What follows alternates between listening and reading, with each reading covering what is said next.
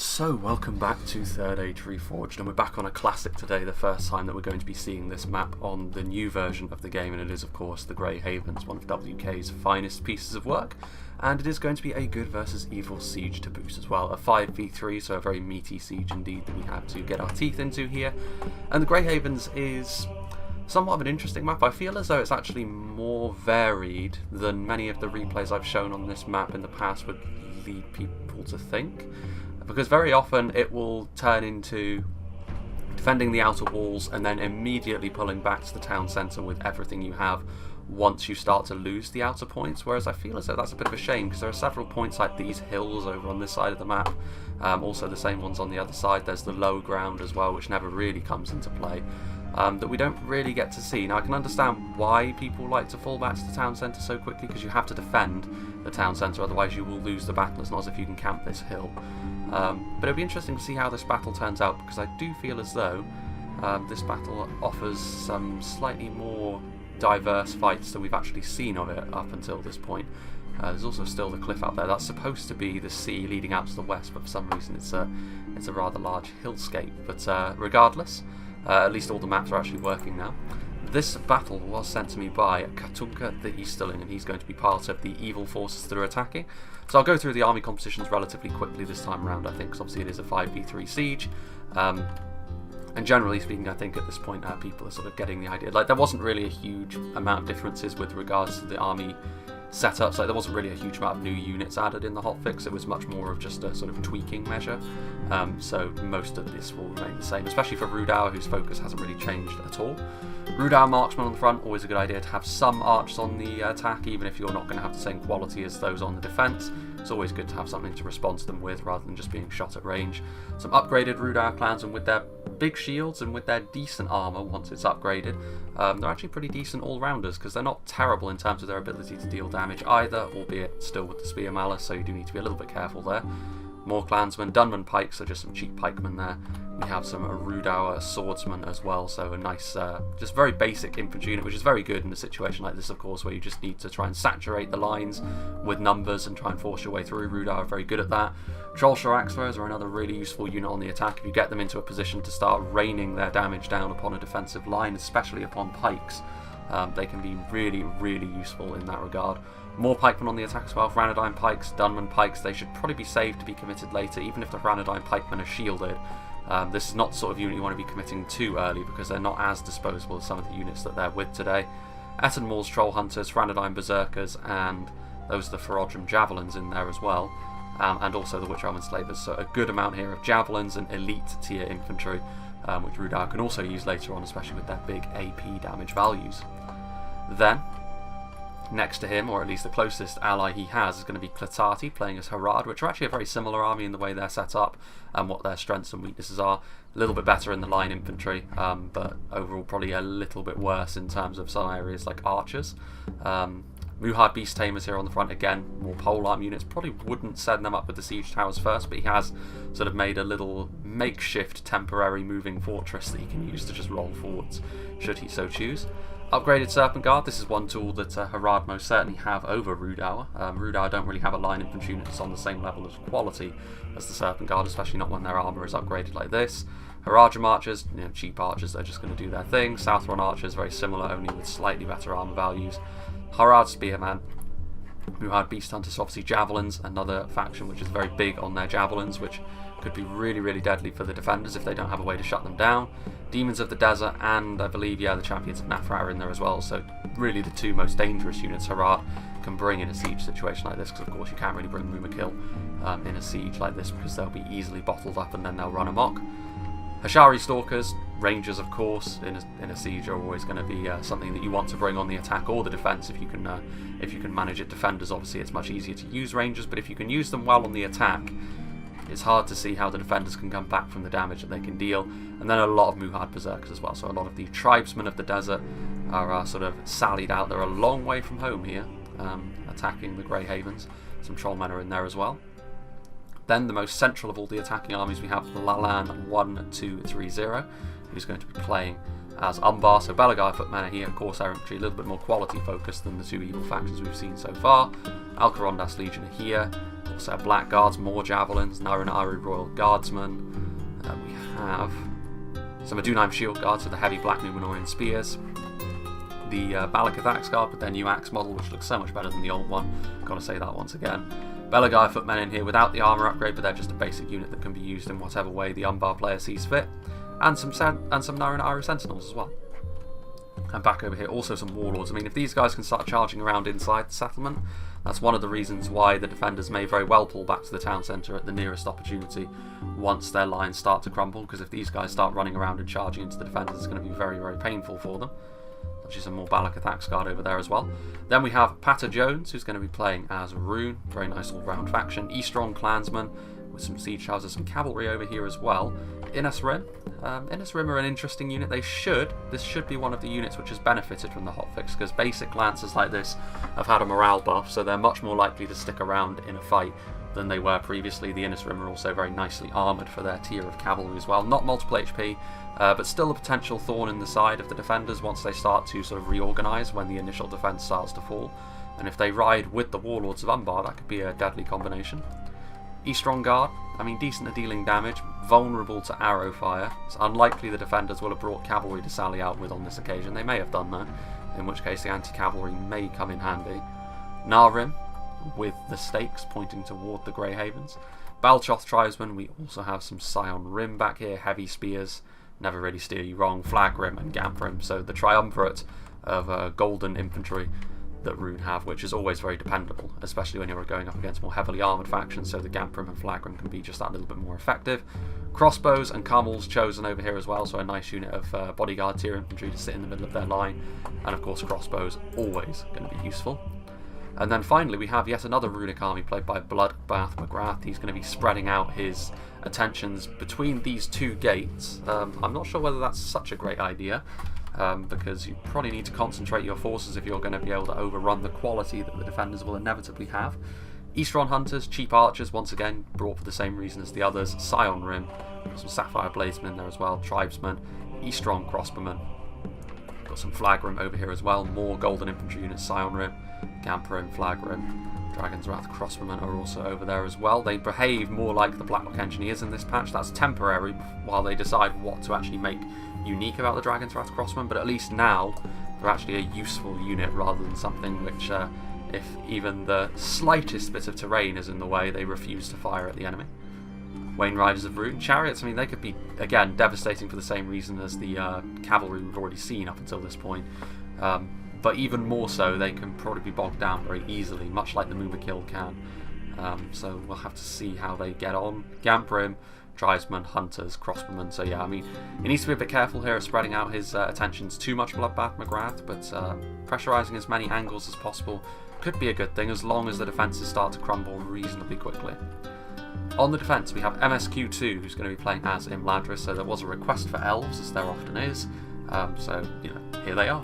Probably the most popular Elven faction as well, I have to say. Spearmen. We also have some Imladris sentries over here. Obviously the Elven pikes are incredibly powerful in conjunction with the spears. That's an incredible phalanx, albeit a very expensive one.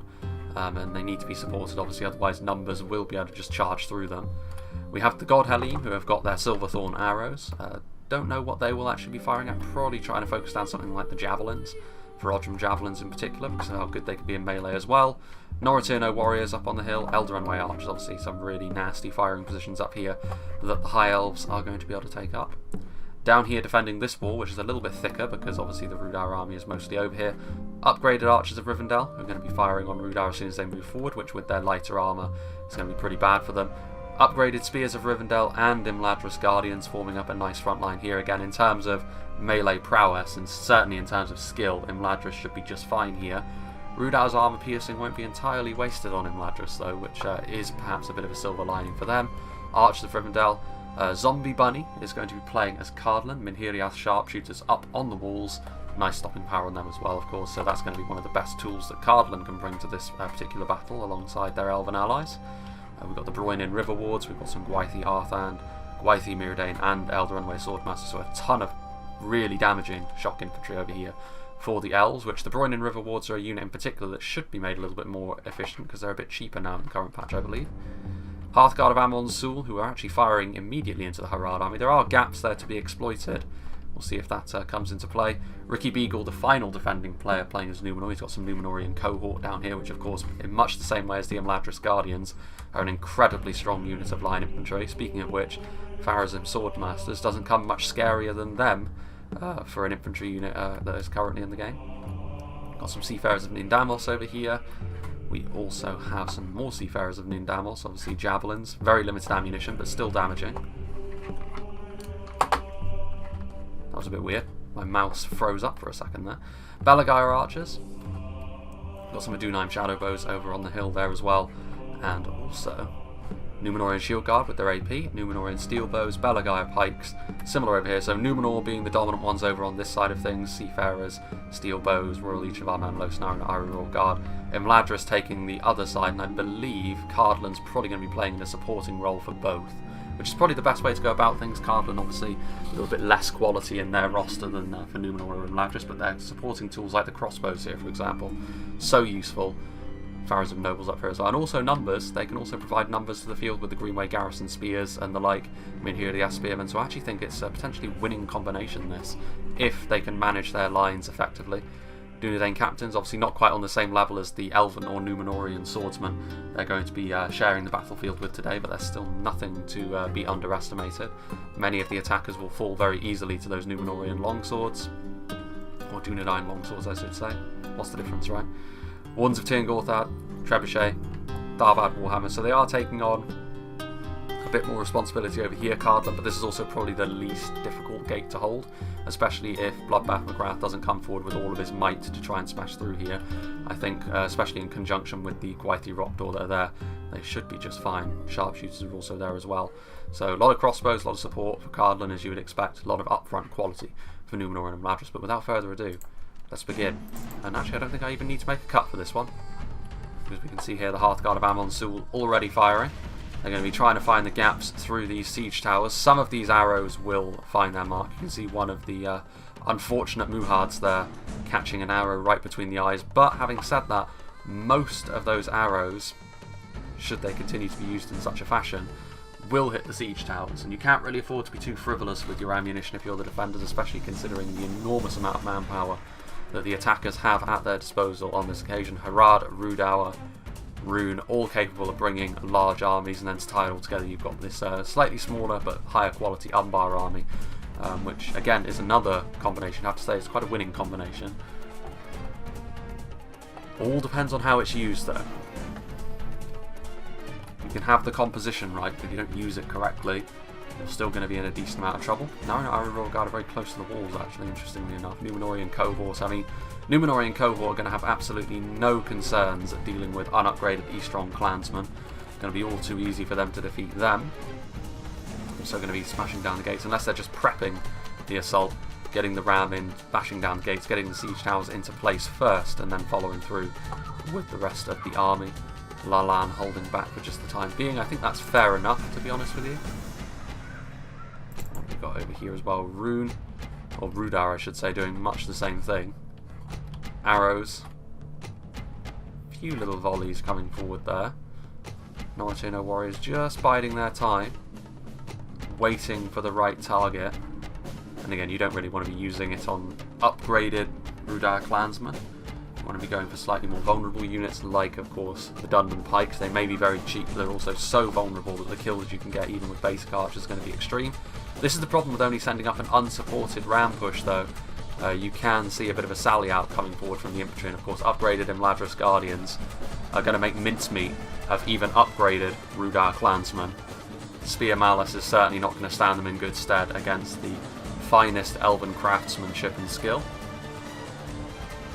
And that's going to be easy enough, and now you can see the support coming from the walls as well, so good play here from MSQ2. He sallied out and now he's backing this up with a few volleys from his archers as well. I would probably try to focus down the Dunman pikemen in this situation. Yes, there's a lot of Rhudaur clansmen coming forward and you're bound to get some kills regardless of which unit you hit, but these Dunman pikes are so vulnerable, and even 3 units of Rhudaur clansmen, yes, they will probably end up defeating the Imladris Guardians, especially if they get us around, but it would be costly for them to say the least. Imladris Guardians now actually turning around, feeling the heat of the approaching Rhudaur forces. Decent kills for the Imladris Guardians. They'll take a few losses as they turn their backs on the enemy, but it's not the end of the world, and it is just making Rhudaur's advance just that little bit more awkward. Over here, meanwhile, Rhun are actually mounting the walls very, very quickly, which does surprise me, I have to say, because in much the same way as it is on the other side, even more so I'd say, because at least the Rhudaur clansmen have got a bit of solidity with their armour upgrades. The unupgraded clansmen, however, are going to get absolutely dumpstered by the Numenorian cohort. One of the gates does fall. I would be very surprised if this runic player decides to charge in with just that one unit of clansmen into the welcoming arms of the Numenorian shield guards lines. But we shall see about that, won't we? So far, though, the defenders are going to be leaning on their quality pretty heavily. Balagaya footmen coming forward. They're just going to install another siege tower on there. Bloodbath McGrath's runic force also getting closer to the walls. This is a little bit more like it, actually. You can see there's Scion Rim, Sapphire Bladesman, Flag Rim, Sapphire Bladesman better in the hotfix as well with their damage that they can deal. This is much more of a threat, actually, for Numenor. Numenor probably needs to be paying a little bit more attention to this, to be honest with you. You can see over here, he's also going to be pressurising over here, but I think this is just a token force, because there's no way that this small pocket of resistance from Rhun is going to be able to smash it the way through a very well prepared Cardolan line. Lots of pikes, lots of supporting units as well. Easy enough for Cardolan to hold on there. Meanwhile, lots of damage being done. You can see there the Elven archers up on the cliffs, the Noriterno warriors firing down into the attacking Rhudaur army. This gate will fall, but again, it's been a little bit more awkward for Rhudaur than they would have initially wanted. Archers of Rivendell still here. They still have ammunition as well. MSQ2 wants to get these Archers of Rivendell out of here. They will be able to look after themselves in melee to an extent, but from a pure numbers perspective, and just the fact they're going up against some dedicated infantry, the Rhudaur swordsmen will be absolutely fine with taking this fight. MSQ2, I think, taking his eye off the ball a little bit here, which is a shame considering the good work he's done early on. Actually, see over here as well. It's a similar story over here. Like I said, for the if you are the defenders, you really don't want to be losing archers cheaply. He does just about manage to wriggle away in the end, but as a result, he doesn't really have any infantry up here that's ready to. Thank you. Interestingly enough, what I'm noticing here, look at that. Look at all those Rhudaur men fall to their doom. What's going on there? That's a very weird thing to behold. Never noticed that glitch before. Well, that's going to be pretty devastating for Katunka. Unless it's because they're getting shot, but I don't think they are. There goes another gate. Well, regardless, with the Imladris Guardians given a bit of a reprieve there, they will be able to hold on to this line now. How very strange. Still, they're able to get down into the settlement to a certain extent here, the Rhudaur swordsmen, but again, 2 units of Imladris Guardians up here and, you know, the Rhudaur swordsmen very much living on borrowed time at this point. They may be better off trying to smash their way through the middle, because now, unsupported by the line infantry, the Spears of Rivendell are having to hold on their own. Never been the biggest fan of this particular unit, I must say. They should be fine at dealing with this much, but if another Rhudaur unit comes forward, they may be able to just push their way through the lines. Fortunately, MSQ2 does have some support nearby. Harad, still just biding their time, waiting for Pharazim Swordmasters on the walls. That's going to be difficult. Upgrades or no for the Serpent Guard. Another gate falls by the wayside. Let's have a look at what's happening over here. So yeah, you can see over here the Runic Assault has gone very poorly. Again, unsurprising considering. There go the Numenorian steel bows. You can see the sort of the black projectiles that they use in comparison to the white projectiles of the Rangers. Javelins coming in. I'm a little bit surprised actually that the steel bowmen are being used on Eastron clansmen. That's a little bit of a waste of ammunition, especially seeing as the steel bowmen have a very limited amount of ammunition as it is. But having said that, I mean, Rhun have barely made a dent on this Numenorian front over here. A little bit surprised as well, perhaps, that, well, you can see here Numenor Iron Sentinels on the walls, so some really unconventional things being done here in this battle so far. Bloodbath McGrath trying to pressurise. I actually think over here, though, he could get away with just storming forwards with all of his might all at once, because if he does that, Numenor will have to split their attentions, and then Rhun and Umbar over here can potentially make something happen. I think that might be the best way to go about things over here, but yeah, you can see Rhun biding their time and waiting over here, which I definitely think is the right idea. Charging in too soon over here would be suicidal because Cardolan simply has too much prepared over here. There's the old glitch. That's the glitch that I'm aware of on the Grey Havens, not the one where men fall to their death by clipping through the walls. But regardless, these are some Rhun and River Wards who are going to be manning this section of wall. I would still back them to defeat upgraded Serpent Guard as well. Obviously not to the same extent the Pharazim Swordmasters are likely to do so. There, though, you can see that the Javelins attempting to be used. I think they're trying to go after the Pharazim Swordmasters. I mean, fair enough. But not really able to score a couple of hits, actually hitting our Pharazon himself there, knocking him to the ground. A few hits, but for the most part the fortifications are doing their job. But I mean, this is... you could say that this is very much worthwhile. I mean, some of these Pharazim Swordmasters, I mean, that's each infantry unit here, 3 hit points each.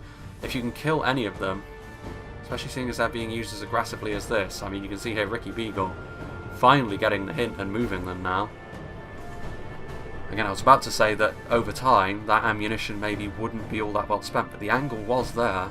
Rather fortunately, I have to say. Meanwhile, Katunka the Easterling pushing forward with his Rhudaur army.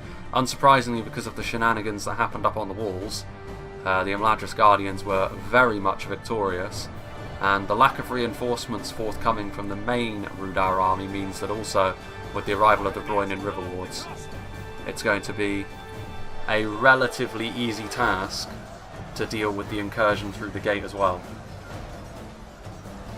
Again, Rhudaur have their strengths, but trying to win a war of attrition in this manner against the elves probably isn't going to work out too well. Some Harad forces from Clatati arriving now as well. Dunman pikemen on the march forward, more Rhudaur swordsmen. I mean, I think here you don't see this on this map often enough. I think MSQ2 is using the high ground, and of course you have to be a long way away from this area, especially against elven archers, to be safe from their range. So you can really pick and choose your targets if you so choose, and it does force you into doing that sort of low tier units first kind of thing, which I'm never really a big fan of, but in this situation I think it's justified, because if you send forward your elites early in this case, the elves are easily going to be able to target them down from a long way away, and by the time you get into melee with them, they're probably going to be too battered and bruised to be of much use, to be honest with you. Meanwhile, some movement from Cardolan. Over here, Harad, rather unsurprisingly perhaps, reluctant to move forward. Clatati doing a good job forcing the Pharazim Swordmasters off the walls. You can see there as well Haradrim archers shooting into the front of the Minhiri spears. I mean, decent armour, decent shields, but giving the defenders something to think about here. Again, only a low tier arch unit, the Haradrim archers, but any kills you can get with a unit that cheap on the attack is always going to be very, very welcome indeed. Over here, Rhun and Umbar sort of slowing down a little bit over on this front. Bit of a lull in proceedings really. Everyone except Rhudaur is sort of considering their options a little bit more now. Belagaya footmen are going to be mounting the walls. Baltroth tries and firing some javelins in through the gate, killing off a few Numenorian shield guardsmen. Which again, a good unit to kill off because they may be spears, but again, spears are good in the siege. They can really hold down a position with their formation, and the armour piercing that the Numenorian shield guard have as well could be a real problem, especially for someone like Umbar, so doing his ally a bit of a favour there. Over here, it looks like the steel bows have already used up their ammunition, which, if they've used it up on stuff like clansmen, that's not really worthwhile from Ricky Beagle. Maybe he didn't know that that's what the Numenorian steel bows were, but even if they were regular archers, I'd be really reluctant to use them on something like unupgraded Easterron clansmen, especially when you've got bigger fish to fry. Units like the Gamperim, for example, would be preferable. What's going on here? There's battle sounds, but there doesn't appear to be anyone up on the walls with the Numenor Sentinels. Very strange indeed. Flagrim, though, marching through the gates. You can see over here that once again it's been a case of trying to skirmish back and forth, and you have to say actually Rhun have done a pretty terrific job over here with their javelin men to really whittle down, especially the Belagaya pikes. These Numenorian steel bows that again are out of ammunition I mean, just having a look on the other side of this gate, yes, there are some kills, but again, on Balchot Tribesmen, not to the same number as they are inside the walls. I have to say, not particularly good use of resources from Ricky Beagle so far. Numenor's quality will save him to an extent, but in a bit of bother here, I have to say. Meanwhile, I don't know how these Rhudaur clansmen managed to get so far into the settlement. I suppose they skirted around here. I don't think it's going to be all that useful for them. I mean, the archers of Rivendell are actually being defeated by them. Yeah, okay. Well, I mean, you're the attackers, so if you already had command of the castle, the battle would be over.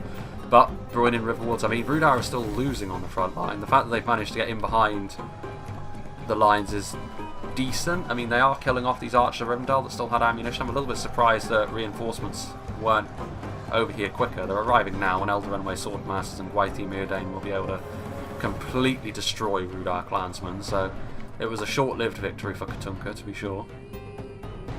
While over here on this gate still, actually looks like a bit of a sally out here from Ricky Beagle.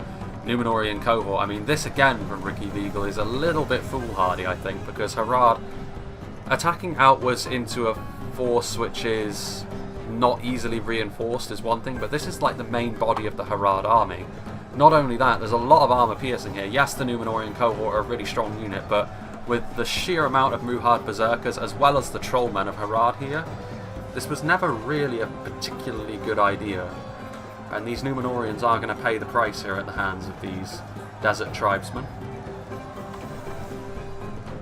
And Harad will be very pleased with the gift here that the Numenor player has offered to them, I think. Still over here a little bit slow, perhaps. From Rhun and Umbar trying to just sort of slowly wear down at the manpower. Oof, that looked like a crossbow volley, and indeed it was. Patter Jones throwing away a couple of units of Eastron clansmen early on, but so far he and Umbar, they have been doing damage over here in the south. And I do think it's kind of... Rhudaur are the ones that have sort of taken point in this fight, have taken the most losses, and probably had the least successful time of all the attackers so far. But elsewhere, I think the attackers have done very well. You can see here Ricky Beagle sort of scrambling to try and salvage his line. I mean, here you can see Eastron crossbowmen taking point-blank shots into the steel bowmen. Flagrim supported by Scion Rim. Yeah, Rhun coming into the settlement now as well. I do think as well the way that the defenders have set out their stall. This over here, to me, from a Cardolan perspective, is lazy from Zombie Bunny. Because, yes, you're holding down your gate, but look at all the resources you're investing into holding this one gate against a force which, to be honest, you don't need this many units to guard against this sort of thing. And your allies are going to need this support. And to me, this feels like the Cardolan players probably taking the attitude, well, I'm guarding my gate, I'm in a comfortable position, I'm just going to sit here. If he continues to do that, though, Numenor will fall. And you know, I'm not really a massive fan of that. Numenor have also made some errors with regard to their own organisation, to be fair. But I do feel as though there's massive room for improvement with the way that both Cardolan and Numenor have been playing. I think Imladris, to be fair, have done their job very nicely. You can see now they're actually going onto the offensive here with the Gwaithir Rhudaur having thrown off the Rhudaur assault that came through the gate. They're going to charge in here to the Muhard Berserkers. That was a pretty poor charge, though. Going to need to cycle back out of there and then charge back in, because a charge into the Muhard Berserkers will yield good results. It's a unit you will want to get rid of as well, because they are decent with their attacking values, and actually Rhudaur being sent packing over here. Never a good feeling on the attack when you have to sort of back off from an assault, and that's exactly what has happened here. Going to see here a cavalry charge coming in from the Elven Riders again. This time the Lancers were down and they did get up to a better speed.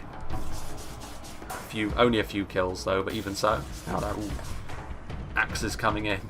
Most of them didn't hit the mark though, fortunately for Imladris. They could be such a deadly unit after all. Yeah, this Numenorian cohort now being overwhelmed. All of the AP that was coming their way and the numbers was always going to be too much, and again, like I said, a real gift for the Haradrim here as they continue to try and push against the gate. Nicely done. Now you can see the strong guard getting onto the walls. Pretty decent unit to have. And again, like I said, like it's at this point in time when you're looking at like Ricky Beagle, you've got the Balaguer Archer there. You need to be firing into a unit this vulnerable. You can actually see maybe Patter Jones getting a little bit too far ahead of themselves because they can easily secure the walls and bide their time. Because it looks as though Numenor is trying to defend on multiple fronts and is maybe struggling with it a little bit. Eastron Guard are also going to be not really a match for a unit like the Numenorian cohort that we see here. But it's over here where I think Katunka the Easterling has done a very nice job so far. He is being thrown off a little bit now. Seafarers of Nindamos doing a good amount of damage here, as you can see. But there's plenty more where that came from a runic perspective. You can see over here Narun at Iris Sentinels taking hits point blank from the Dragon's Wrath crossbowmen. Scion Rim still occupying the walls, and again this is the problem, like Rhun now have got a foothold from which to build on. Which is never a good sign if you're the defenders. Numenor, I'm not sure whether they're going to be able to salvage this. Balaguer Archer's probably not the answer. They're going to be able to make some ground back. Narun at Rhudaur Guard getting into position as well. I mean, Numenor will be able to continue to resist for a time, but unless Cardolan comes over with all those units which are just doing nothing at the moment, I don't see how they're going to be able to stem the tide that Rhun are going to be bringing down upon them. Over here. All quiet on the northern front after Rhudaur lost the stomach for that particular battle. Cardolan moving back, them in here, the Aspirs. So yeah, that counter-attack outside the walls clearly didn't go very well. The last thing Cardolan want to do is follow suit with a unit that will be even worse in that situation, because at least the Numenorian cohort are strong enough in melee to kill off a few units before they are killed themselves. I mean, here the Spearmen slightly less so. And they're also taking point-blank volleys from the Harad Archers, which this one unit, a very basic Harad Archer at this point, has probably racked up a pretty nice kill count for themselves, to be honest. I mean, firing into... Again, they have been firing into this one unit of Minhir, the Aspirs, for a while, and the armour and shields mean they're not going to take massive losses to this sort of thing, but again, it's just... It all adds up. And the defenders can't afford to take too many losses, but Numenor are pushing back here. They're trying their best here to... counter-attack, and this is actually a little bit of an oversight here from Bloodbath McGrath. He didn't stop the Seafarers of Nindamos from getting up onto the walls, and as a result they should be fairly easily able to deal with Eastron crossbowmen in melee, and that is going to be a problem for them moving forwards. Dragon's Wrath crossbowmen are going to get up onto the walls to try and counteract that, which is fair enough. These Narun Iron Royal Guard, they were taking hits from the Dragon's Wrath crossbows, I believe, but now they're free to fire into the Scion Rim. From this angle the shields won't be coming into effect, but the heavy Easterling armour will be. And yeah, this is the right thing from Bloodbath McGrath now, just apply maximum pressure. If Numenor do send over reinforcements, that's fine as well, to be honest, because that will give the opportunity for Rhun and Umbar to move forward. But actually Numenor going in heavier over on this front, which to be fair, in terms of if you're going to choose one to prioritise, it probably would be this one, because there's two armies over here rather than just one. Meanwhile, these Numenorian Shield Guard doing a really good job. But over here on the walls, Royal Legion of Armenelos are really strong. Fighting in a choke point like this, they'll be just fine against Eastron Guard and unupgraded Balaguer footmen like this. But even so, it's a numbers game this. They're going to need to kill an awful lot of these attacking soldiers in order to make this particular play worth it. And let's not forget as well that... Oh, there's the Cardolan Trebuchet. Actually hitting centre mass there. Getting a very nice hit. Rather fortunate, I would have to say, but getting a nice hit into the Adunheim Shield Guard. Also some pretty good hits happening over here as well into the Alcarondas Legion. Bit exposed there, perhaps. But with the abandonment of the Northern Assault, this attack here in the south against Numenor, I think, gains added significance at this point for the attackers. If they don't hurry, then in the north here, Imladris could move to support their allies, and the last thing you want is a massive reinforcement column coming forward from Imladris to block your progress. Clatati's Harad Archers now within the settlement, using those basic bows, again firing directly into the front of the Minhir the Aspirs. I'm actually a little bit surprised they're not going after the Dunedain captains. Multiple HP, yes. Again, another good hit from the Trebuchet this. These are, again, the Trebuchet is accurate, so perhaps it shouldn't be all that much of a concern here. And Lalan, he's dragging his heels a little bit here. I mean, he's moving his troops around, but he's not getting them into cover or into a place where the trebuchet is less likely to hit them. So you reap what you sow. You get what you deserve in that case. Balakathak's guard up on the walls. They're probably going to try and join in the assault down here. Their AP will be very useful, but still the Numenorian cohort forcing all of these basic Umbar and Runic units up against the wall. And yeah, these Numenorians, very, very solid indeed. This though, now, good use of the chariots from Bloodbath McGrath, really causing panic among the Numenorian ranks. The flaming projectiles of most runic of these kind of runic archers anyway, being utilised. As a result, of course, the defensive cavalry being moved forward to prevent him from penetrating too deeply into the settlement there with the Pharazôn nobles, but of course he can't afford to get too close to the chariots at this point, because if he does, he'll also be introduced to the Scion Rim, which he will not want, but he's going to do it anyway. I mean, again, it's careless. That's the one thing that I would describe the Numenorian players' performance in this battle. It has been careless. You've got to have a little bit more awareness of what's going on around you than that, I think. I mean, here are the Ath archers firing in. I mean, at this point Cardolan are supporting, but is it a little bit too little too late? I mean, for me it kind of is. We'll see. Seafarers, Archers of Rivendell. So yeah, there are a few Imladris units making their way over here now, which is fair enough. There's only one unit left over it, well, a couple of units. There's some Muhard Berserkers and some Haradrim Spearmen, but they're just really used as a defensive measure to prevent cavalry from coming around, I think. So yeah, Imladris are free to basically do as they please. There's still a lot of Haradrim over here who are still biding their time. Still just waiting for the opportune moment. And to be fair, there are still some Numenorians over here. Cardolan, Imladris, they have a difficult task ahead of them. And to be fair, with the gains in particular that Bloodbath has made over here, why would you not continue as you are? Unfortunately, it does look as though Bloodbath McGrath lost control of his chariots a little bit, or maybe he willingly charged them into the Pharazôn nobles. If that was the case, then that was a big mistake. Balakath's shield bearers coming forward. Looks like a little bit more brute force has been applied to the Numenorian lines, but Umbar still not able to make an assault really stick. The Balakathak's guard will do a little bit more damage. A very small charge from behind from the shield bearers, but every little helps.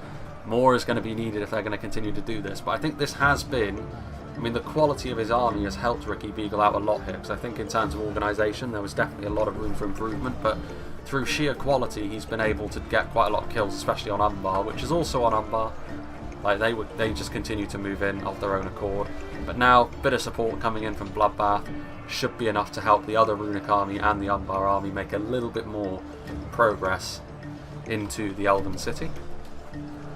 Got some crossmen up on the walls as well. When they start firing from the walls, it's going to be very difficult for them. Scion Rim going to be moving forward. I mean, the Gwaithly Rhudaur with a downhill charge into these units at this point with how wounded they already are might be worthwhile. And he thinks better of it in the end. Oh, Dragon's Wrath crossbowmen are getting ready to fire as well. Not really the sort of sight you want to be seeing.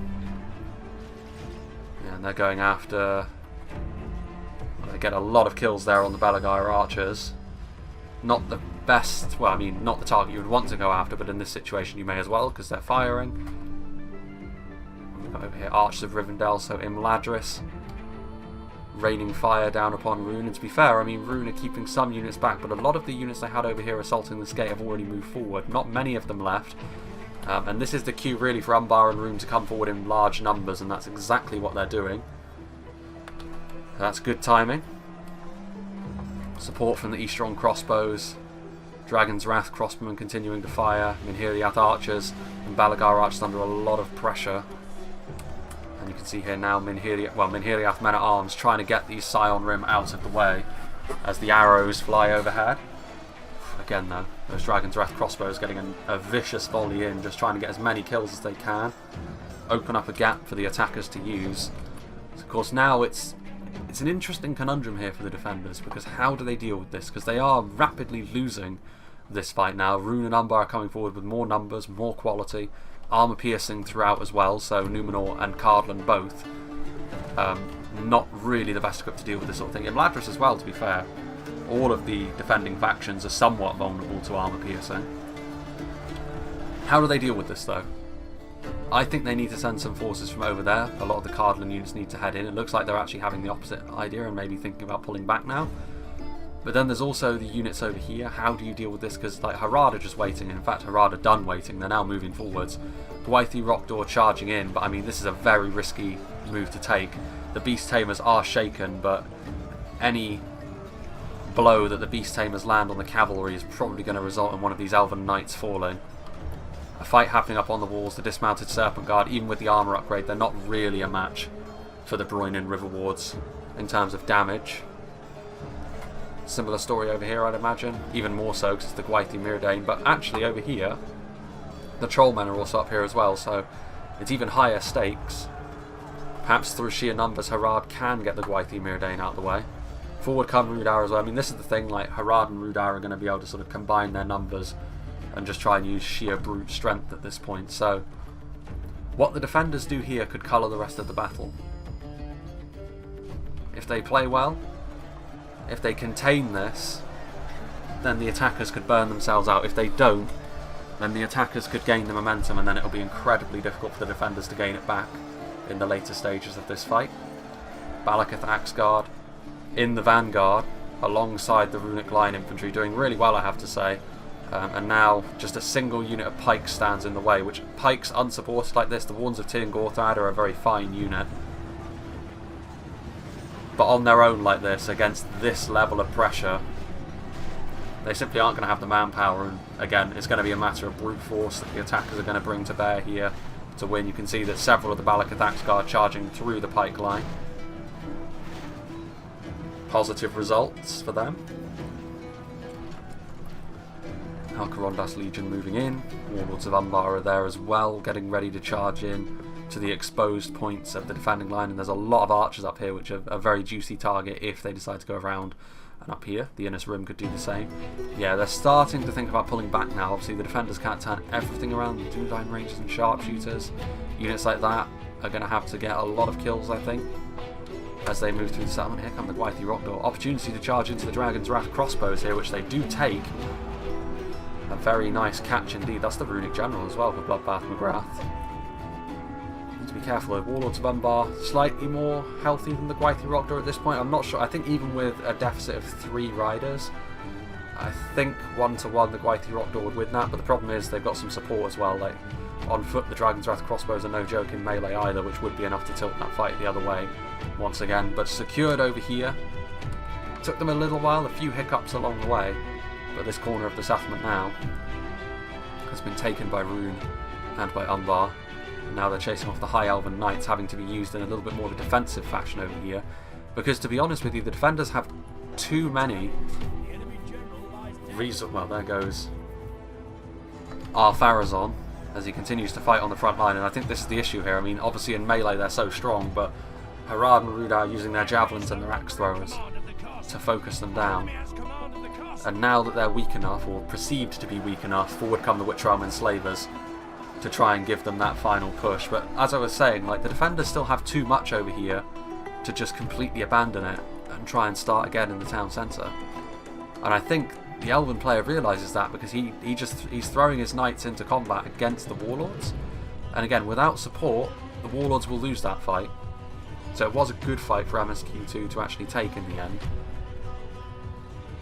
That was a pretty weak charge, but they're trying to make it so the Dragon's Wrath crossbows can allow easy entry in for the more savage elements. And there goes the Runic General, so Bloodbath General goes down. But the more savage elements of the attacking armies in Rhudaur and Harad. Yeah, Ferodrum Javelins were here, Beast Hunters were here. It was always going to be... when you're up against the Farazim Swordmasters, you kind of have to try and overwhelm them with how strong they are. More units plummeting to their doom. Very weird glitch that. Look at him go. I mean, it kind of makes sense, I suppose, if you land poorly from such a drop. But it still looks kind of weird. It's something I've never noticed on the Grey Havens before. I swear it wasn't a thing before, but maybe I'm wrong. More Muhad Berserkers filing in, feeding more kills into the Broyne and River Wards. Imladris still racking up the kills, but it's ultimately not going to be enough, especially not with a charge like that. The Gwaithir Rhudaur too focused on the Dragon's Wrath crossbows, and as a result, the Warlords of Umbar able to get a rear charge onto this line here. Not devastating damage, but it will be enough to obviously hasten the demise of this defensive line. More of Rhudaur's army start marching in. Hranadine pikes adding themselves to the front line. Gwaithir Myrdain, can they be salvaged? I think they probably could be, to be fair. I don't think the Warlords of Umbar would want to chase them down with the numbers they have now, because the Gwaithir Myrdain, even after a charge, would probably be able to finish them off. Meanwhile, it's been a very messy retreat, this, from the defenders. I mean, here the Athman at arms all alone. Obviously, Cardolan's legendarily poor morale is always going to come into play here, with some runic cataphracts and some Umbar heavy infantry coming forward to rout them off. Yeah, it's been costly, this. Costly for the defenders. The attackers probably feeling fairly good about themselves at this point in time. Too many of Cardolan's units were bound up defending this gate over here, like I said, and ultimately it was all for naught, because Bloodbath McGrath, without expending a single soldier, is going to be allowed free access through this gate now. And he still has some Eastron hunters with full ammo. Even though they're basic archers, you know, Eastron crossbows with ammunition, having ammunition in the late game, especially on a map like this, where the choke points are real, can be so useful. Balchor Sapphire Bladesman as well. Late game, javelins of that quality can be so useful. There goes the final gate. The Grey Haven's now wide open. It's over here where the fighting continues. Gwaithir Myrdain, they really need to try and get out of here if they can at all manage it, because at this point it's a very limited defensive force. I mean, here are the Aspirs and Rhun and River Wards, as well as the Gwaithir Rhudaur, but the Rhudaur can't really charge into this infantry blob because of the concentration of pikemen at this point. Just a single solitary Warlord of Umbar who's now retreating. He probably did charge into the Gwaithir Myrdain, to be fair.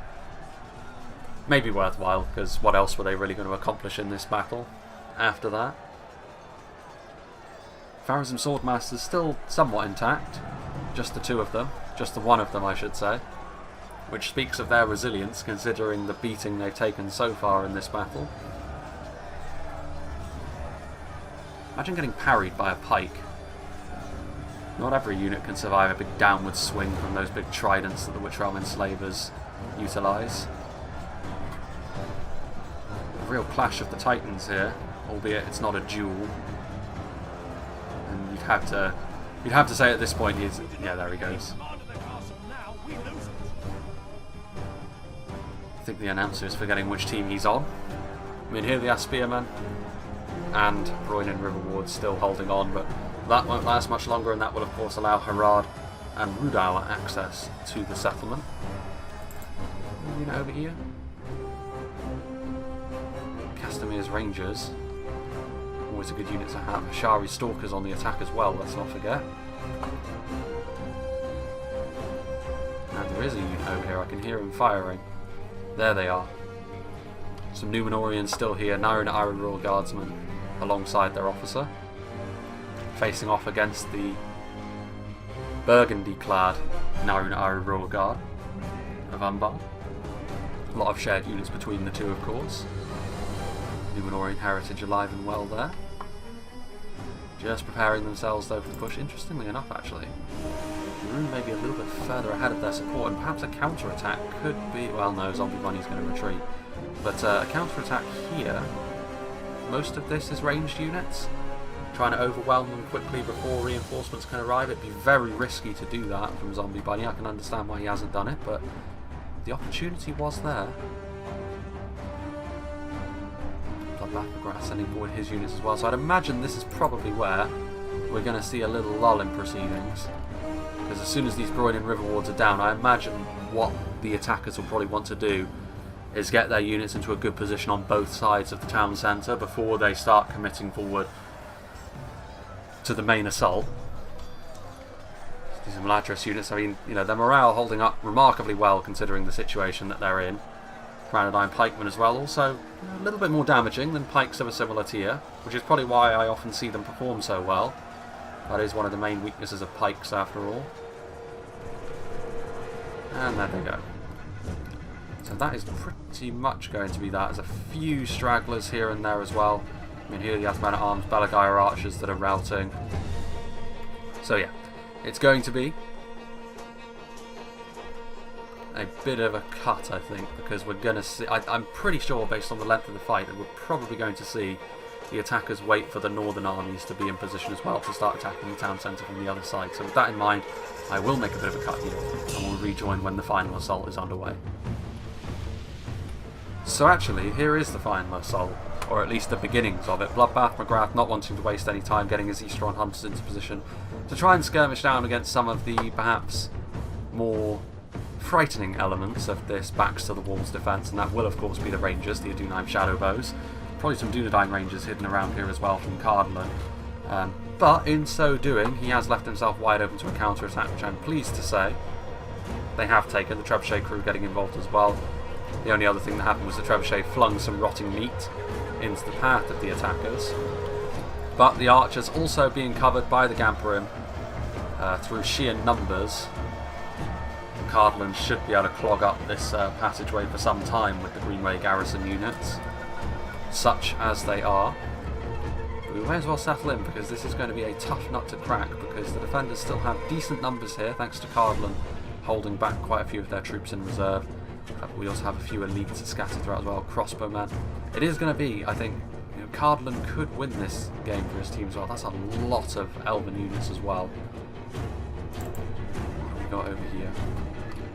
Still a few Harad. There is a red arrow over here, which suggests, yeah, it is. It's the cavalry. Still just about light, although this might be the end of them. Yeah, that's surely got to be the end of them. They found themselves set upon by the Franodine pikemen, and that is going to be the end of the High Elven Knights. Unfortunate, but they weren't really going to be all that useful in this late game situation anyway, unless it comes down to like literally a few men each, in which case we may look back upon that and think, well, that was where things all started going downhill for them. The Rangers and the Elven Archers continuing to pepper down this assault, giving support to this Cardolan front line, the Greenway Garrison Spearmen doing their job so far.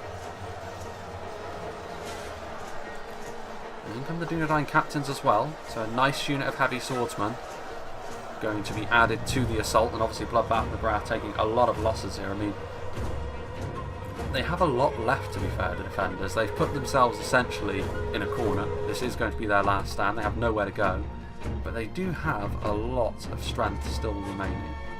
Whether that will be enough, I'm not so sure, because as a result, of course, so do the attackers. The attackers have rationed themselves pretty well. They still have a lot of range tools that they can use, such as the javelins from Rhun, from all of the factions actually. In fact, Umbar, Rhudaur and Harad, of course, also bringing javelins in numbers. Eastron hunters routing in the face of the initial assault, starting to go a little bit pear-shaped, but of course they did kill off a few rangers, so it's maybe not the end of the world for them. Having some quality on the front line always helps as well.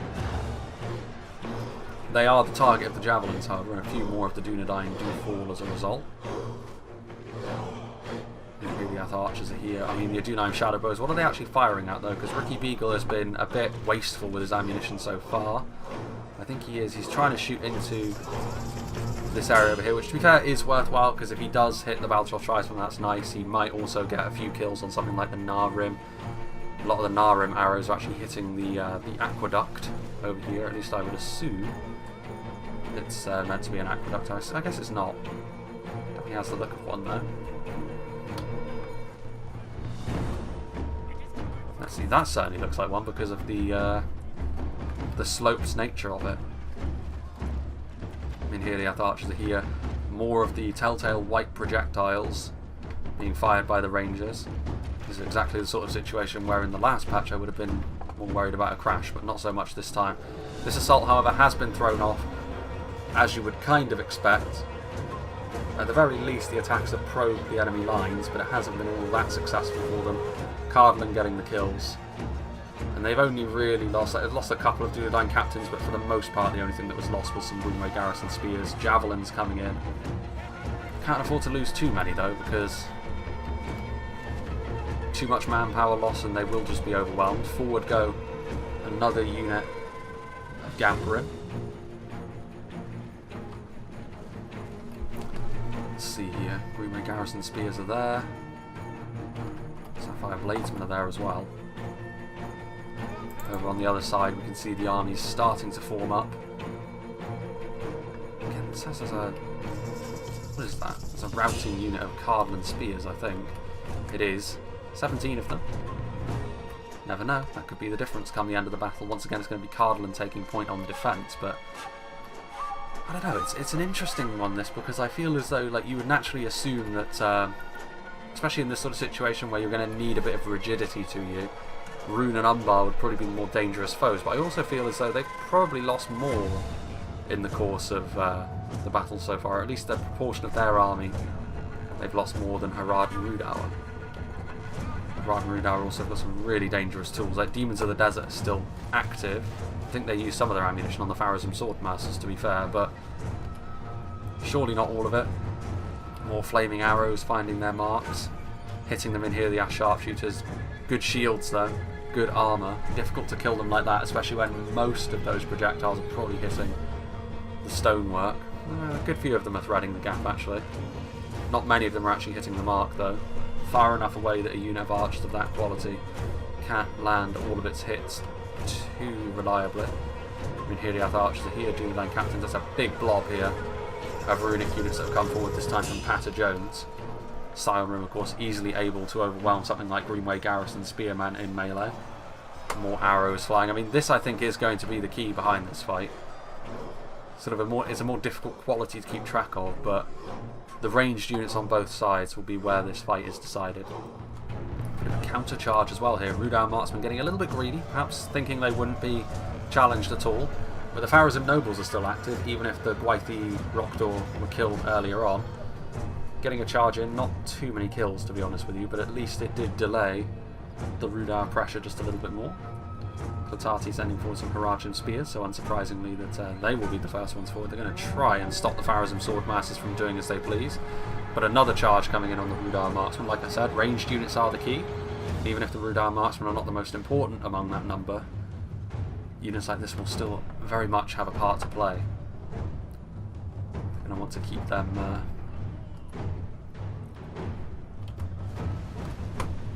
alive if you can. Spears of Rivendell taking hits, as are the Adunheim Shadowbows. Adunheim Shadowbows, as I've said before, in terms of skirmishing in this manner among the rangers, are probably the best there is, because to my mind I think they are the most heavily armoured rangers. I mean, that's not saying much, not many of the rangers have got that heavy armour, but still it does set them apart a little bit. What have we here? Balance of forces. Victory is a distinct possibility. Almost a certainty for the defenders. Most of that built on the back of their range support and the fact that the Dunedain captains are taking the lead on this front line now. Scion Rim are tough, but they're definitely not an aggressive infantry unit in the same way that the Dunedain captains are. And this is going to be a big grind, this fight. Which normally favours the attackers, because normally they can afford to keep filtering in their units. And that sort of fight usually goes slightly better for them. Just having a look over here. The attacking armies mobilising, getting into position. The Haradrim. Harad will not fare too well though if they start getting peppered down with arrow fire, nor will Rhudaur, but I think Harad even slightly more so, because a large proportion of their army is actually the unshielded Uhard units, which really don't like being under arrow fire at all. Castamir's Rangers there. Champions of Nafarat.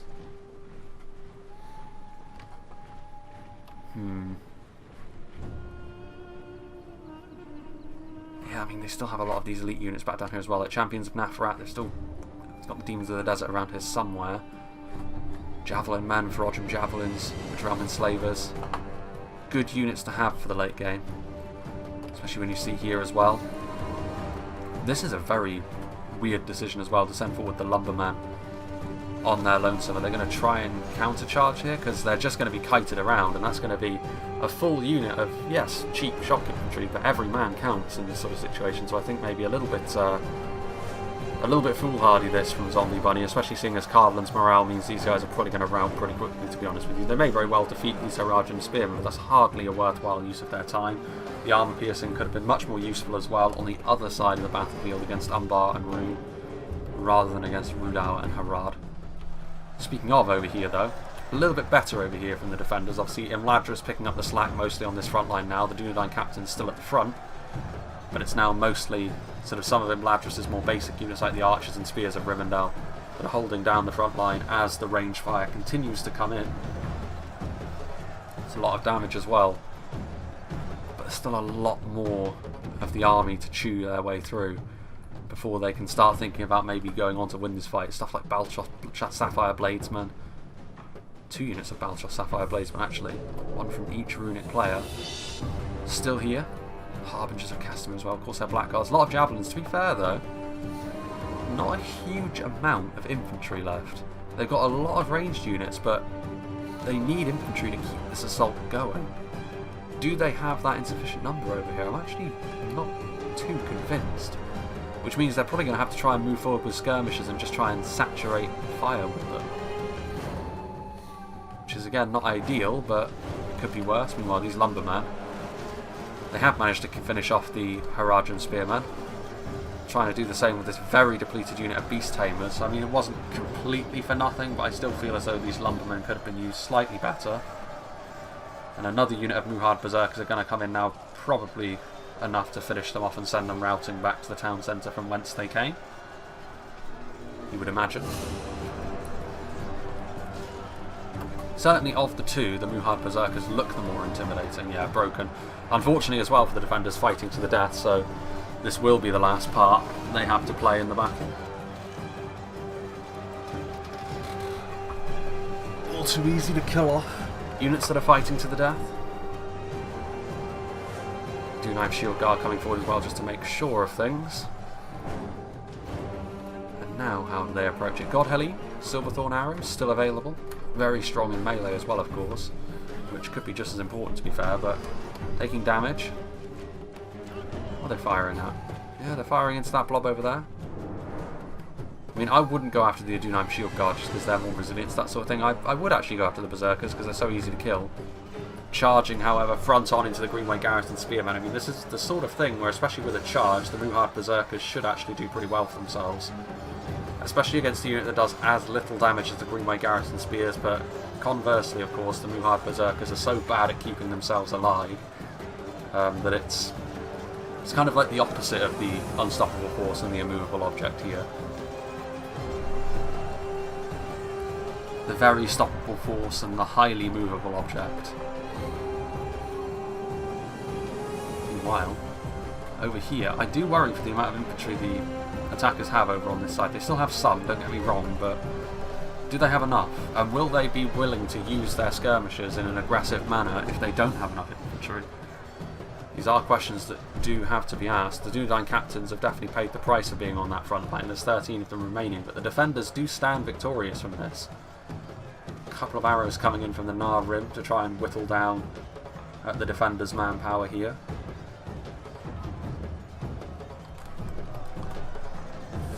Some tribesmen, I should say, getting caught in melee. Corsair crossbows coming forward again. Another unit, but it's another unit that are primarily range focused. This really is the strong point of the infantry. You have Harbingers, you have Carmel's Chosen, a Flag Rim and a Scion Rim.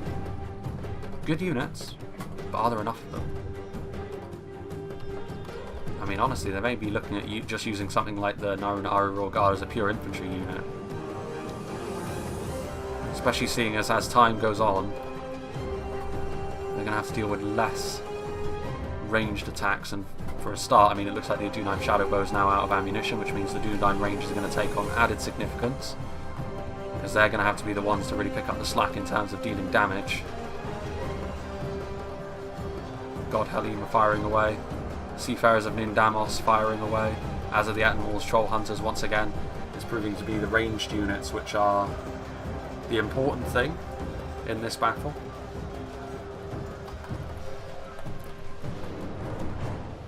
Rhudaur Marksman.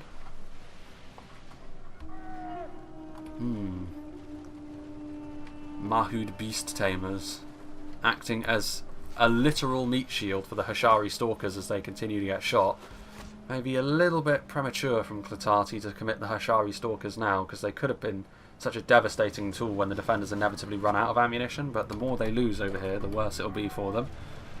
They really do mean business, though, you can tell, because they're sending forward not only more javelins, but also the mighty champions of Nafarat, which that alone is enough to need to commit some sort of really strong infantry unit, or focus fire on them with something like crossbows. Because if you don't, the champions of Nafarat will easily be able to carve their way through the lower tier units from Cardolan that are on the front line here. And the AP that the sharpshooters offer in melee is not going to be all that useful either. That's not really how Harad do their business. Sharpshooters will be useful though, sheer damage they deal. We've got over here. I mean, this is maybe a little bit, again, another example of maybe the defenders getting a little bit too far ahead of themselves. Pushing forward a little bit too far. Charging into Sapphire Bladesmen. I mean, you may think we need to stop them from firing, let's charge into them. But in the case of the Sapphire Bladesmen, more so than the Tribesmen, they're very dangerous in melee as well, so you're not really going to achieve all that much, especially not with the support so close. Nice position for the Runic Archers to take up over here though, in this little gap. You actually have a pretty perfect shot in here. 2 units of them. Well spotted this from Patter Jones. Able to get some good hits, trying to go after the Cardolan crossbows, but again, very heavily armed, especially the Minotaur Roman Gatekeepers. Just look at the plate armour they wear. More units coming forward to try and hold the line as Harad's brute force, once again, proving to be a bit of a concern with the champions of Nafarat on the front line. Seafarers of Nindamos are here, but again, they're not really of the level that is going to be needed. God Halim, however, they will be a little bit better at this sort of thing. Some Minhiriath archers coming forward as a meat shield as well, but as more reinforcements for the defenders arrive, so too do they for the attackers.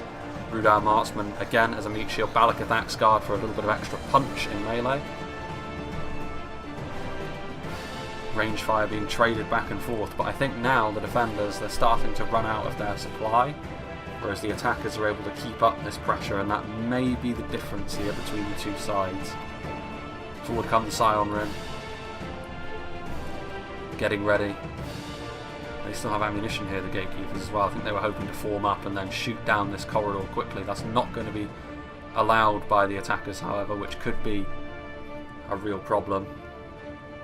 Minotaur Roman Gatekeepers going to get charged, albeit by spears. That's not the end of the world. I mean, to be fair, the Gatekeepers in melee, I think the numbers of the Scion Rhun, especially with them being backed up by Harbingers, will definitely be enough to win this fight, but equal numbers, Gatekeepers would probably win that fight because of the AP. Scion Rhun a little bit more defensive in nature. In come the Corsair Blackguards, javelins though, from the side. Seafarers of Nindamos, again, not a huge amount of ammunition, but what ammunition they do have is pretty damaging, and then when all is said and done, they can be committed to melee and do a job for you in there as well. Is that going to be enough? I don't know about that. This is a big push again. Rim perhaps out of ammunition, being committed to melee. In come the Imladris Guardians trying to shore things up. Dunedain Rangers are here.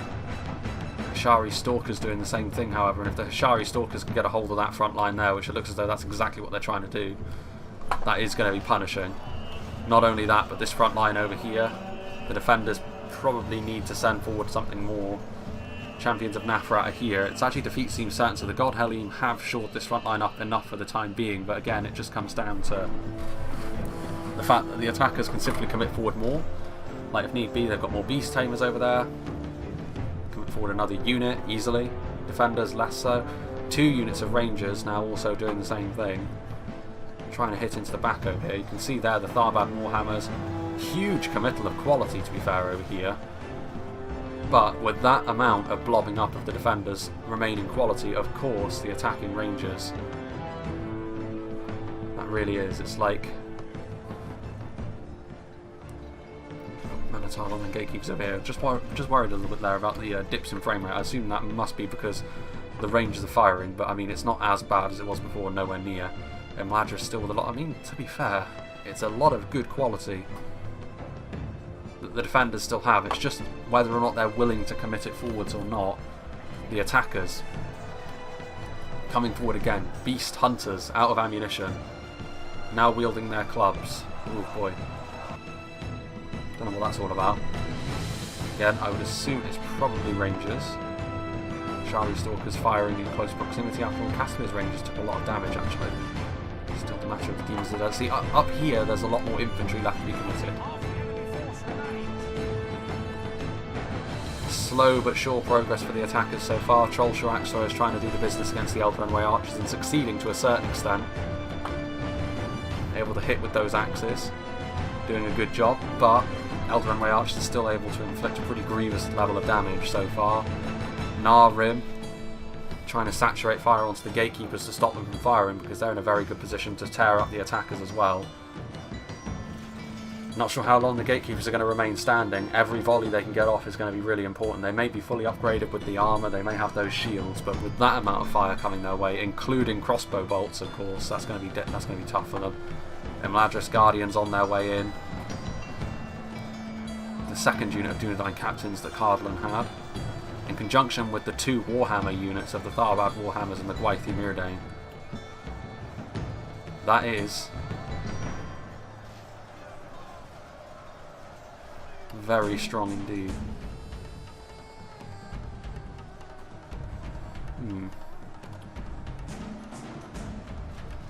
Still you can see the white flashes as they go past. Those are the ranger projectiles.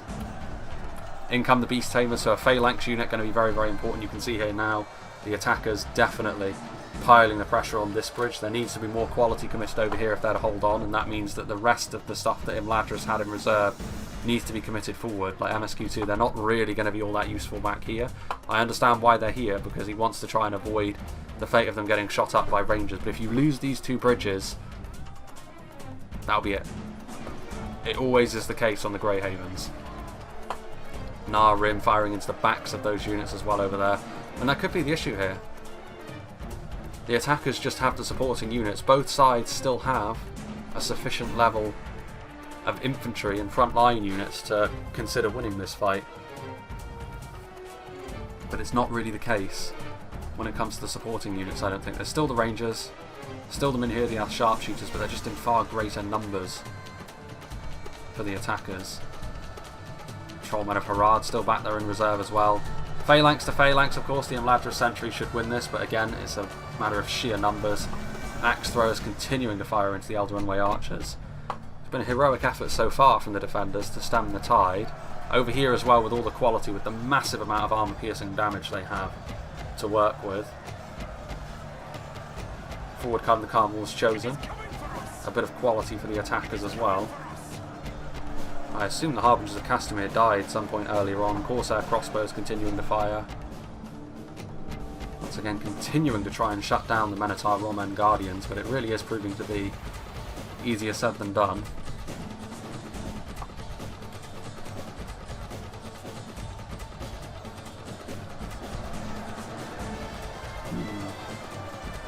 Corsair crossbows. Still cranking those crossbows into action.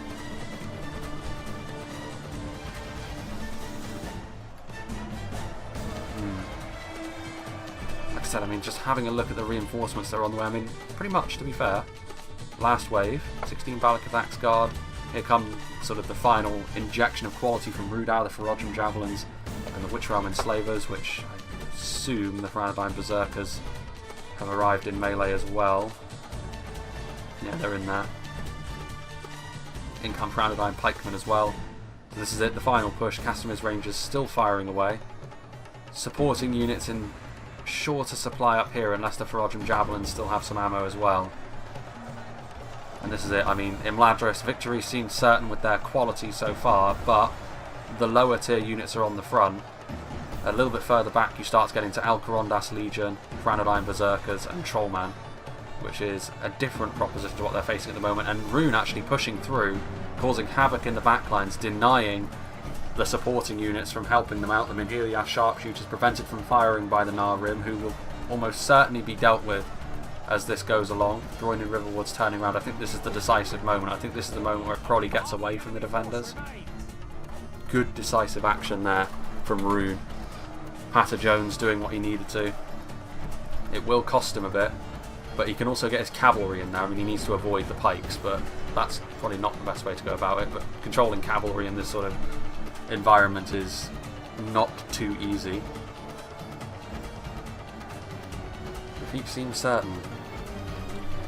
Unsurprising, but the damage to the cohesion of the defence here is worth just as much, to be honest with you, and I think we might be looking back on this and talking about how this could be the moment where the attackers put it beyond the defenders, because they're still shooting in with their ranger bullets, projectiles. Gwaithir Myrdain still doing their thing, although having said that, there's nothing really to follow in over here anymore. And the Gwaithir Arthand are actually pushing back. I thought they had a little bit more, even if it was just out of ammo archers to commit. And that isn't actually the case. So I mean, Rhun has... what they've done is they've bought some time for Rhudaur and Harad, and it's now up to them to try and make good use of that, because all of these elite units that are over here finishing Rhun off will soon be over onto the other side to try and stop Rhudaur and Harad's advance as well.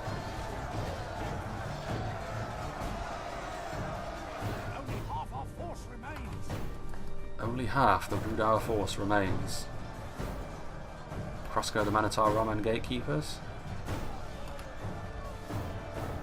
Victory seems certain for the Gwaithir Arthand.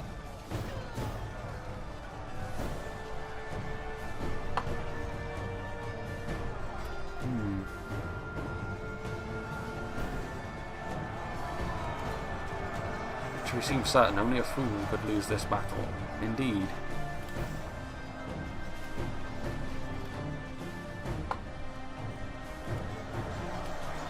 Real mess of a fight this. I mean, the elven quality is holding for the time being, but you can see that as more and more stronger units start to get into the front line, berserkers, there'll be trollmen, there'll be Alcarondas Legion, the elves are struggling a bit more. If all of these units come across, however, it could be a different story. Hearthguard of Amon still very tanky, they'll buy more time. Rhun are pretty much done, so at this point, as we enter the final 10,000 frames, it is going to be pretty much a one choke point fight. And it is almost what will win. Higher quality, more quantity. Having said that, both sides still have their not so good units, and both sides actually have got some pretty high quality forces as well. You just naturally associate the quality with Imladris maybe a little bit more. I wonder what those Elder Runaway Swordmasters are doing going all the way down here. Are they hunting something down? Look like it. Gwaithir Arthand would be really useful in the front line as well, because their ability to hold the line. And actually, considering the fact that this is now pretty much the entire battle, if I can get into a good position, without hovering directly over it. Let's see what can be done here as we go up to ×2 speed. Gwaithir Myrdain coming forward. I mean, this is where Imladris, in theory, should really earn their stripes. In a single choke point, really high quality. Well, there goes the Elven General. Silenced by a runic cavalryman who's still over there. He will be cut down by the Seafarers there, and there he goes. He did good, to be fair. Considering what he had left, Patter Jones, he was never going to win. He bought a little bit of time for Harad and Rhudaur, and actually here you can see Rhudaur not fancying the fight, retreating from it. I don't know what they are going to accomplish by doing this though, because they're going to have to move into a choke point fight eventually. There's no way around it, unless they go right the way around the settlement. They're not going to do that though, surely.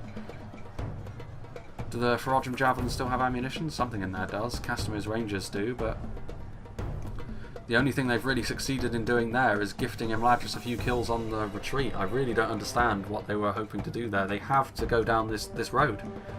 There's no other way. And yeah, I mean, the attackers have to be the ones to move forward. The defenders have no reason to abandon their defensive position. They are not going to attack into you. The onus is on you as the attackers to move forward. Especially in a 5v3. You have every advantage in terms of numbers, and 5v3s, the 5 should really be winning. Depending on the settlements, of course. But the Grey Havens, I would suggest they should be winning, because that middle section of the map, where it's within the city, the attackers can really make the defenders bleed there, as they did in this battle, to be fair. Maybe not as much as they could have done, but they still did. There's still Trollman there, but I mean, you know, it's on the attackers. Kind of disappointing, to be honest with you, that they backed off in the first place, because they're really just delaying the inevitable. wonder what the in-game chat was saying at this point in time. You attack us. No, you attack us. Well, if I were in the game, I would definitely be coming down in favour of the defenders here, holding their ground. Especially seeing as they still have range superiority. They still have some crossbows firing. That's all you need. A few more units coming in. I'm not really sure what Zombie Bunny's doing, committing units of that size in there at the moment. And this is, I think at this point, this is for the defenders to throw away. They can choose to throw it away if they commit units like that, one by one.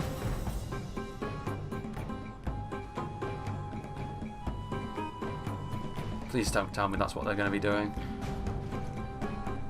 Oh dear. It would be a real disaster class if that was the case. What happened to all of the quality? Why are you spreading out your numbers? You need to consolidate at this point in time. Like, what are you doing? What are all these units doing back here? It's my real pet peeve that when people stash their elite units right at the back. And they could go on to lose this fight because of this now, because now, big charge coming forward. A lot of AP damage. If this quality doesn't arrive on the front line quickly, they'll be in real trouble. Their pikes are not in the right position anymore. I mean, they're lucky that really the town centre's only a stone's throw away, because that could have been like I said, a real disaster class from MSQ2 there. Not really sure what he was thinking.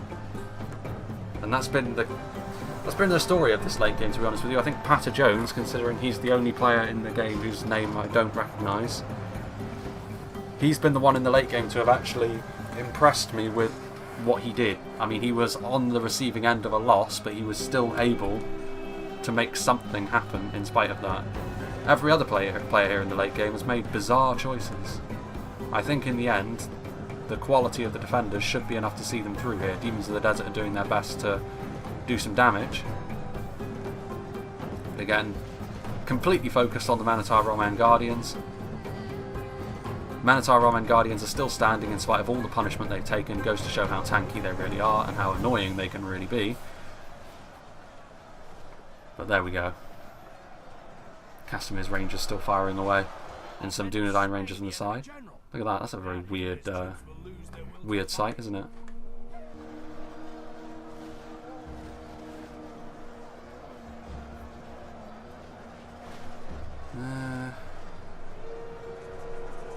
Let's see. One Iron Royal Guard as well. As we continue on ×2 speed here. Yeah, I think the quality should be enough. I say that tentatively because there's still a fairly decent number of Trollmen there. There's still 6 Sapphire Bladesmen. Tharbad Warhammers.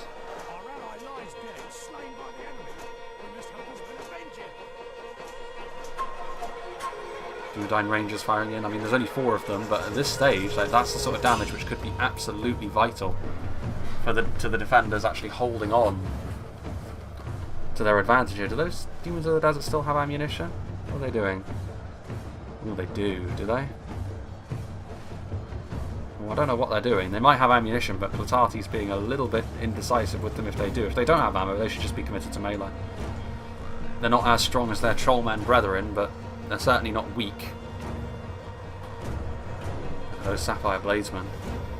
They're finally going in behind, and I think they're finally going to try and go after the Rangers. It's a little bit late though. I think the Dunedain Rangers well positioned there from Zombie Bunny, and I think they have been able to do a decent amount of damage up until this point, but Trollmen of Harad and Pyranodyne Berserkers.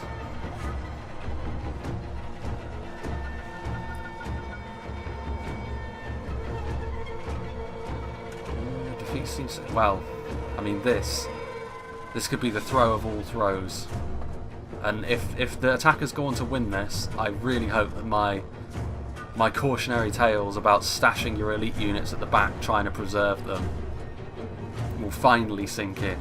Because it will be on MSQ2 if the defenders do go on to lose this. Yes, I think Numenor, and especially Cardolan with how they set up their, well, Numenor's use of their army and resources early on was poor. The way that Cardolan set up and didn't really support their allies in big enough numbers was also quite poor, but here at the sharp end of the battle, where it really mattered, it could be that decision from MSQ2 might be really decisive. It's incredibly close, this battle. And I think at this point, honestly, it is going to cut. I mean, there's 2 rangers. There's still 7 crossbows. Those ranged units alone might be sufficient to ensure that the defenders don't lose this battle. But I mean, look at this. I'm actually going to go back down to 1 speed for the final. We've got 9 trollmen. We've got 4 Witch-Realm Enslavers.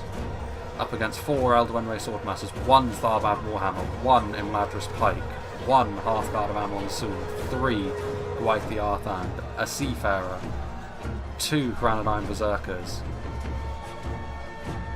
I mean, in terms of numbers in melee, it's an incredibly closely fought battle, but it's going to be, I think, the Rangers and the Crossbows that are ultimately going to pull this out for the defenders. I think just about.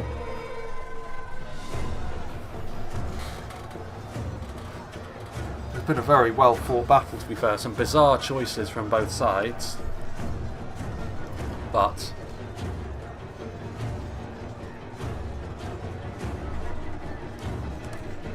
a very entertaining battle nonetheless. The Witch-Realm Enslavers, I think, seeing the situation they're in, they're going to leave the Trollmen and the Franadine Berserkers and Pikes to try and win this, and they're going to go in here onto the Minotaur Roman Gatekeepers. I don't know what the Dunedain Rangers were doing. They were in a good position to carry on. Forward come the Trollman. My oh my. I mean, yeah, the Minotaur Roman Gatekeepers stand no chance against Enslavers and Trollmen in melee, especially in these numbers. That 1 Franadine Berserker needs to charge forward and probably deal with the Rangers, at least one of them do. And finally, after a battle where they have just been absorbing arrow fire like nothing else, the Minotaur Roman Gatekeepers finally meet their end at the hands of the Trollmen and Witch-Realm Enslavers in melee.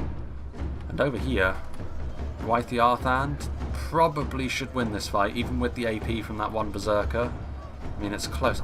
You know, the attackers are going to do it. They're going to do it. Oh no. Disaster for the defenders.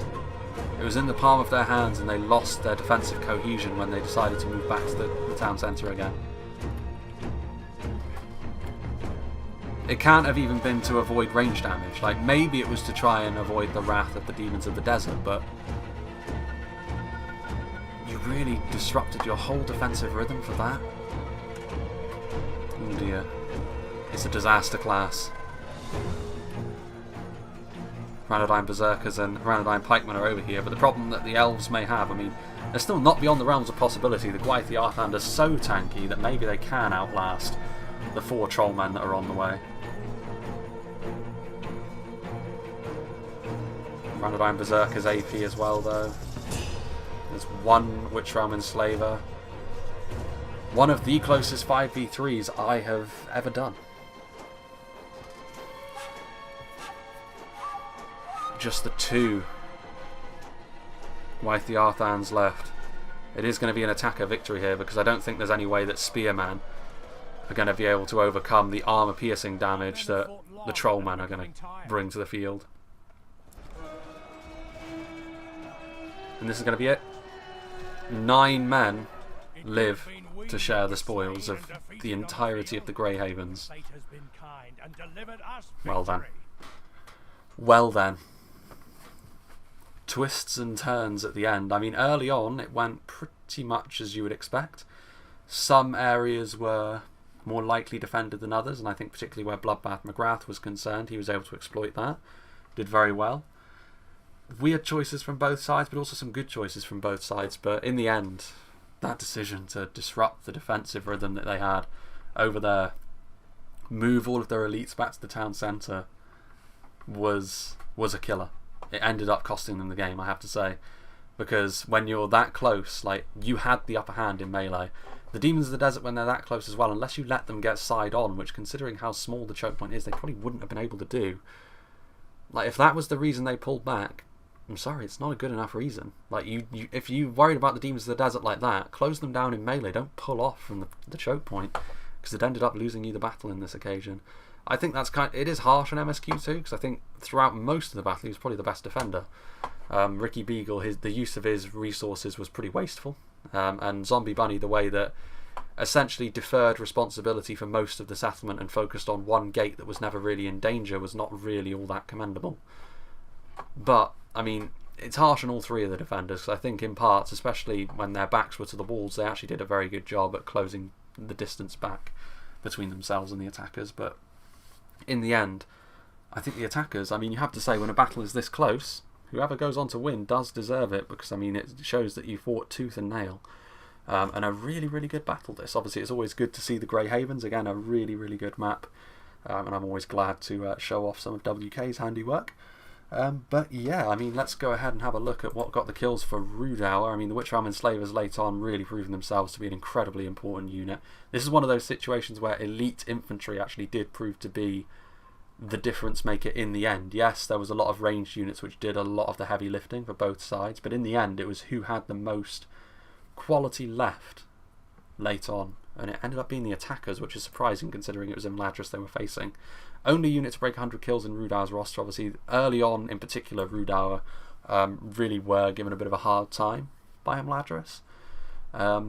So yeah, Witch Realm Enslavers easily their most useful unit. A lot of their other units did sort of average, I would say, to underperforming, sort of stuff like Cardolan Berserkers, Frodrum Javelins, Ettenmore's Troll Hunters. You expect them to get a lot more.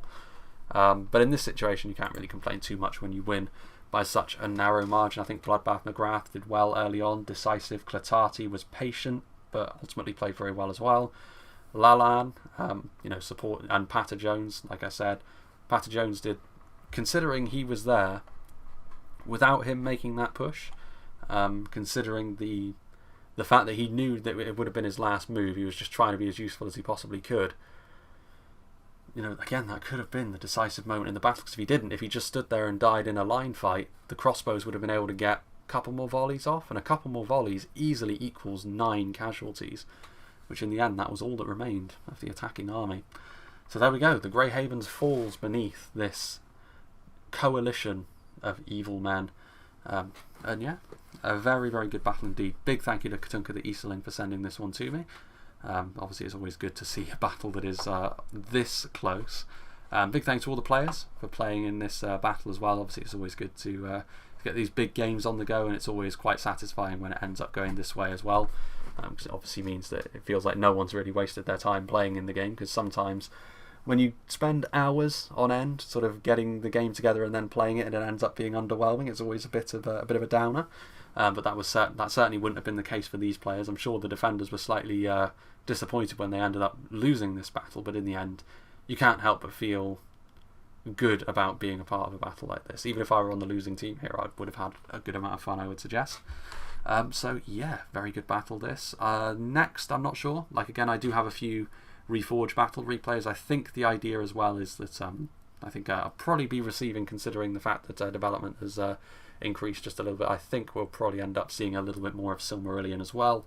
And then there's also the Bannerlord thing, which is going to be sort of revolving around everything else. So yeah, from a content point of view, things will continue as they are for the time being. And yeah, I hope you enjoyed this, and I hope you'll join me for whatever is next.